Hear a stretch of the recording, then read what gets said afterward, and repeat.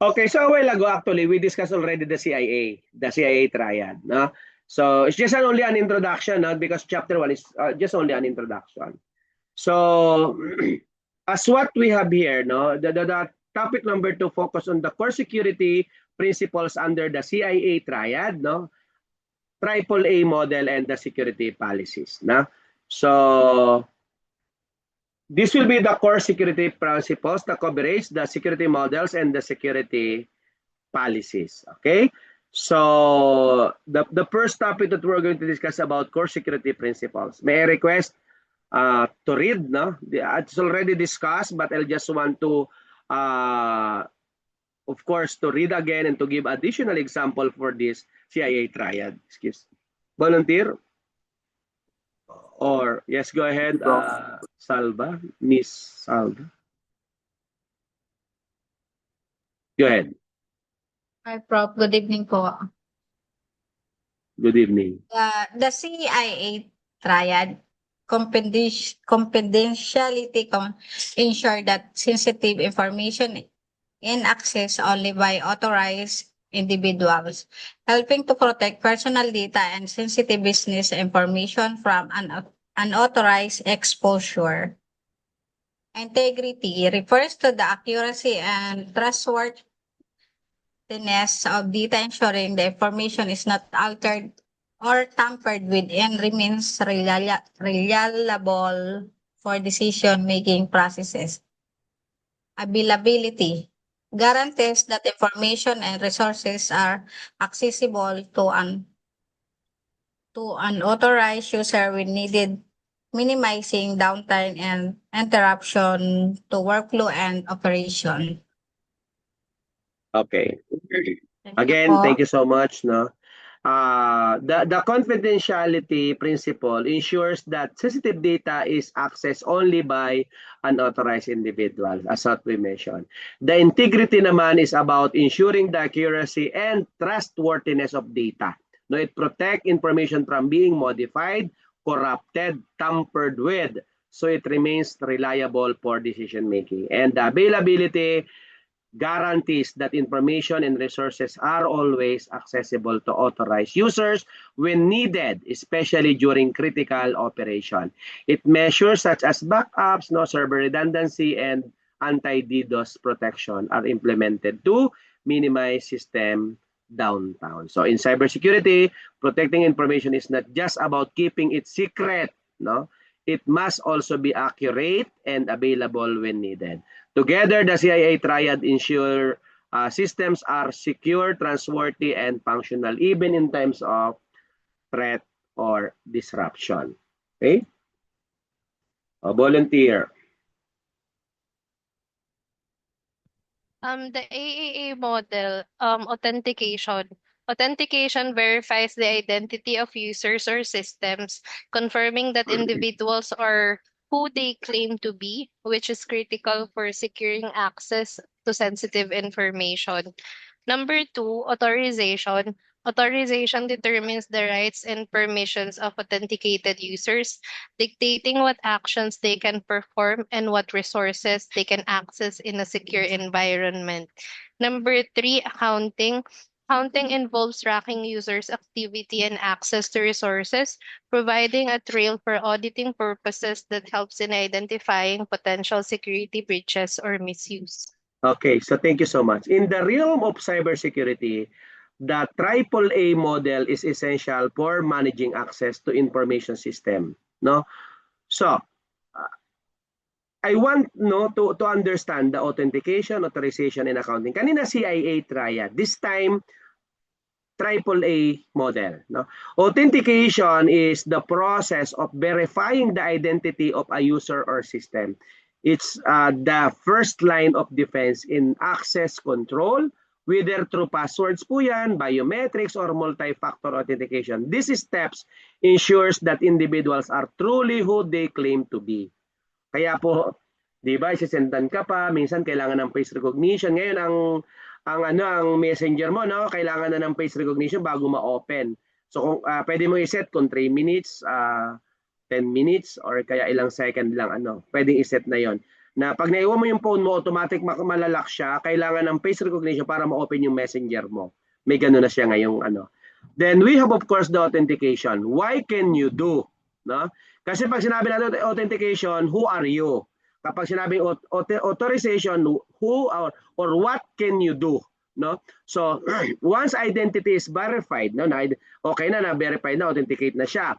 So once identity is verified, authorization determines what action the user is allowed to perform. Diyan naman pumapasok yung pag nagawa tayo ng system, mayroon tayong yung history, may another term dun logs, na mga logs, may logs siya kung sino nag-time in, anong ginawa na nag-time in, anong oras, and so on and so forth. Na? So, it controls access to data, no, programs and system based on rules and permission. Okay, so a student can view grades while the registrar can edit them. No, so yon. So the last one of AAA model is the accounting. No, what did you do? Accounting refers to tracking user account. Hindi to accounting na yung sa pera ha. Account, ina-account. Ganon. Accounting process to track or tracking user activities, logging their access, and auditing actions taken. And this is crucial for detecting unusual behavior, investigating breaches, and complying with legal and regulatory requirements. Kaya pag nagawa kayo ng system, dapat may accounting. Ano ibig sabihin ni Doc Melo sa accounting?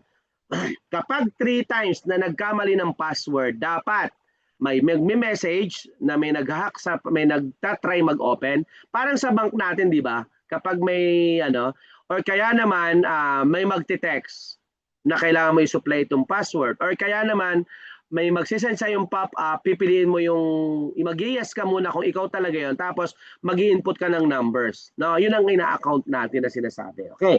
So therefore the AAA model ensures secure role-based access and traceable activities within information system.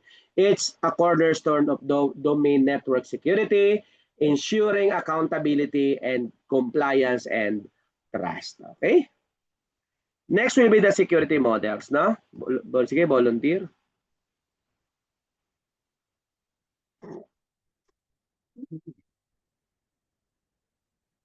Yes, go ahead. Sir Roderick. Security levels. The Bell LaPadula model defines a hierarchy of security levels which dictate access rights. These levels ensure the sensitive information is only accessible to authorized users based on their clearances. Yung bot, tapos na. Policy enforcement in the Bell LaPadula model involves implementing mandatory access controls to maintain the confidentiality of data. It enforces rules that restricts information sharing and prevent unauthorized data breaches. Okay, thank you so much. No? So, security levels, no? The model actually introduces a hierarchy of security clearances, no? Like top secret, no? Secret, confidential, and unclassified. No? So the purpose of this is to ensure that only users with the purpose or with the proper clearance can access sensitive information. Example, no? Sa isang government agency or the government agent with secret clearance cannot view top secret documents. No? So no read up, no, single security property, no. Users cannot read data at a higher classification than their own. So kung ikaw po ay admin lang at may account ka ng super admin, dapat yung account ni super admin hindi niya ma-open ni admin ang account. Let's say sa school, no, kung registrar ka, talagang student grades lang ang makikita mo. Kapag nasa accounting ka, yung financial record. Pag ikaw nasa registrar, dapat di mo makikita si financial record. Ganun dapat, no?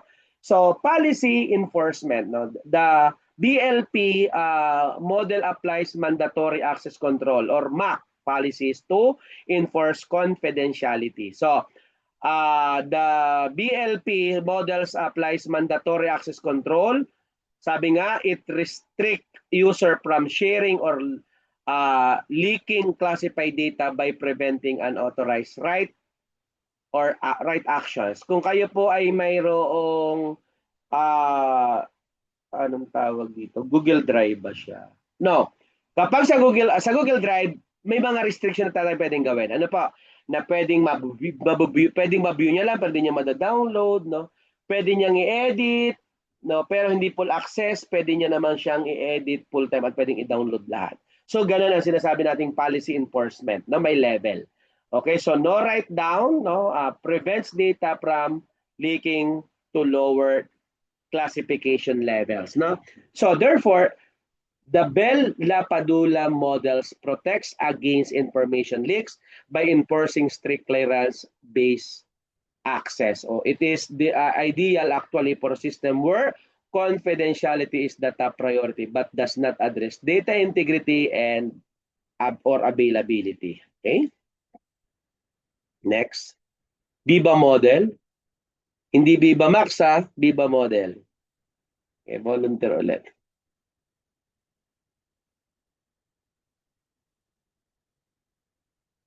Sige, yung hindi pa mga nakabasa.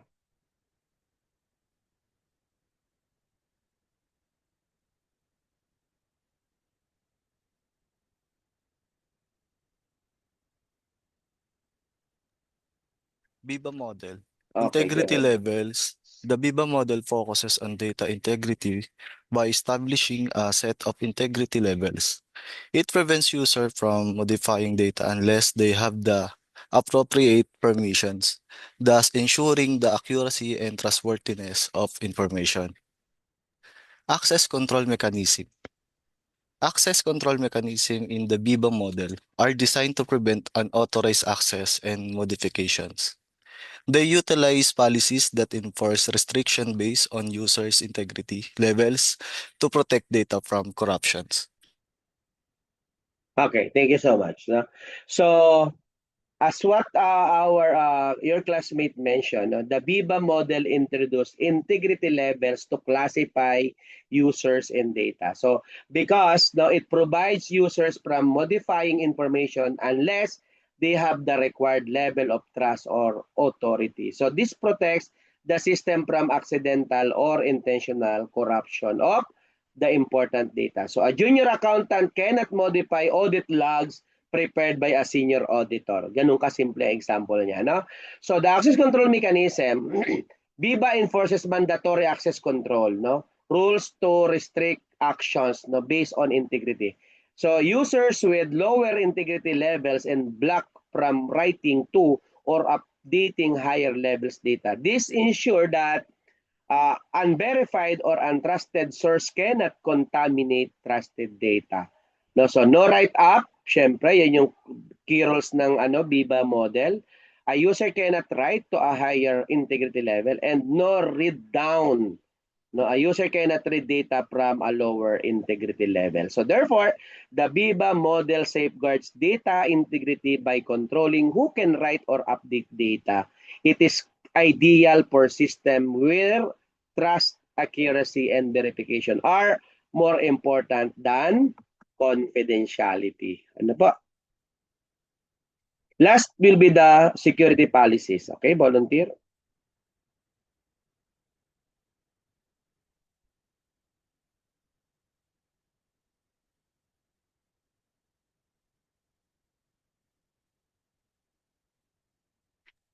Ako na lang, Prof. Go ahead, please. Types of security policies. Acceptable use policy. An acceptable use policy outlines the permissible use of organizational resources guiding users on acceptable activities and behavior to protect information and asset. Incident response policy. An incident response policy defines the procedure of identifying, responding to, and managing security incident, ensuring a swift and organized response to minimize damage. Okay, thank you so much. When we say acceptable use policy or AUP, first question in mind, what can you do with organizational resources? So, an acceptable use policy outlines what employees or users can and cannot do when using company own devices, internet, emails, or system.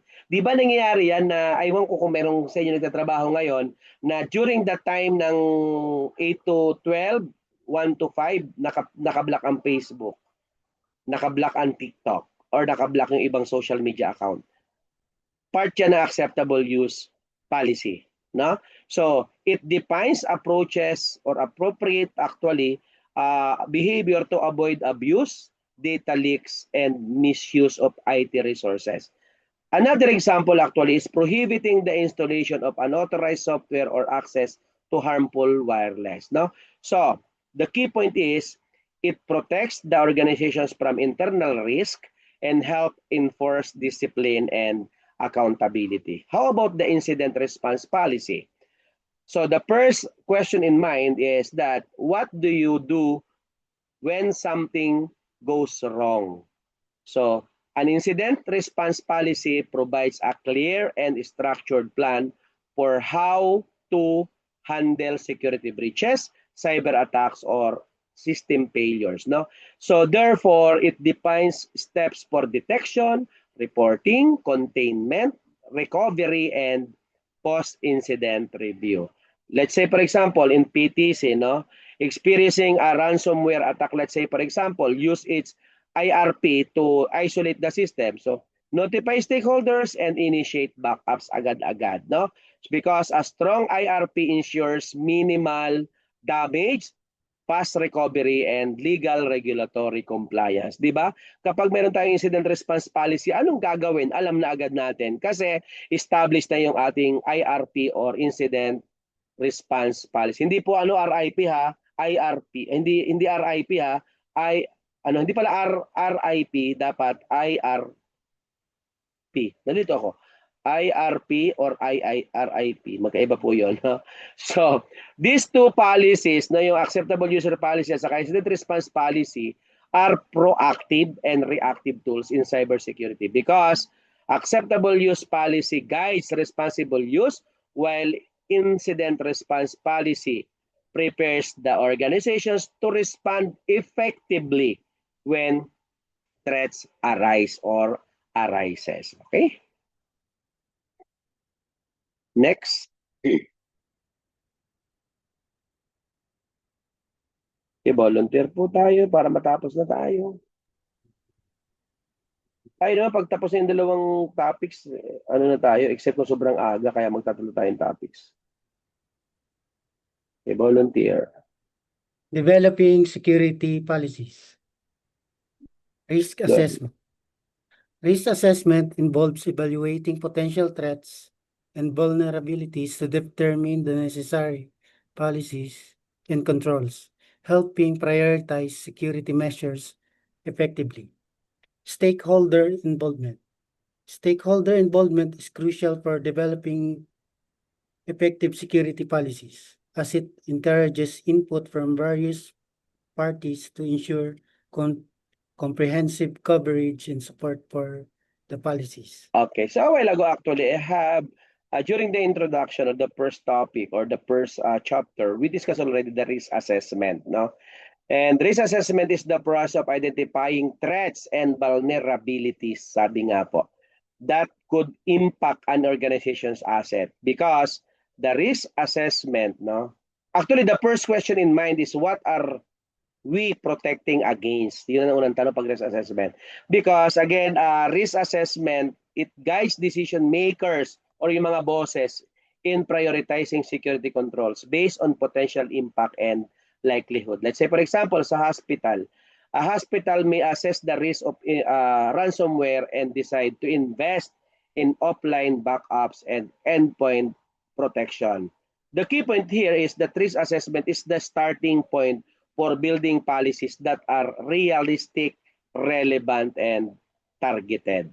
The stakeholder involvement is also important because the first question in mind is that who should be involved in shaping policies? No? Security is not just an IT concern, as I mentioned. It's an organizational responsibility involving stakeholders from various departments like IT, HR, legal, admin, and end users to ensure that policy are comprehensive, no, covering technical, legal, and operational agiles to ensure that policies accepted more likely to be followed because those affected had a say. No? Let's say, for example, in PTC, no, example lang, no, crafting an acceptable use policy may involve both faculty, student representative to make it inclusive and practical. So therefore, effective security policies are not created in silos. No? Risk assessment provide the why, and the stakeholder involvement ensure the how is realistic and supported. Okay? And I think that's it for this topic. But do you have any questions so far again? May katanungan po ba tayo?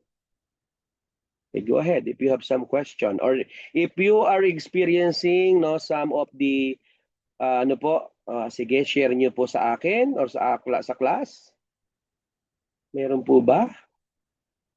Do you have any experience in your respective organization?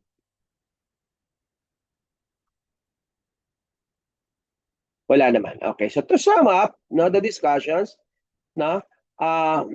again, the CIA triad is the foundation of information security, confidentiality, paulit-ulit, kasi mahalaga yan, ensuring only authorized users access data, so kailangan na encryption, access controls.